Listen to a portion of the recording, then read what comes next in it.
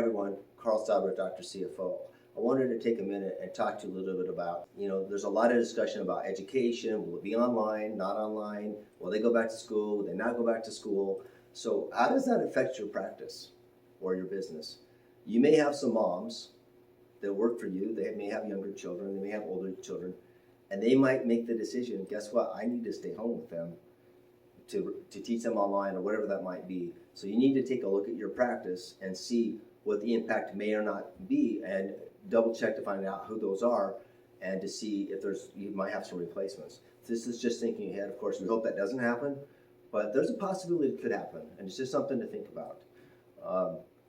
If you like the information I've shared with you today, I hope that you can pass it along to your friends and that we can continue to grow this channel and grow our network.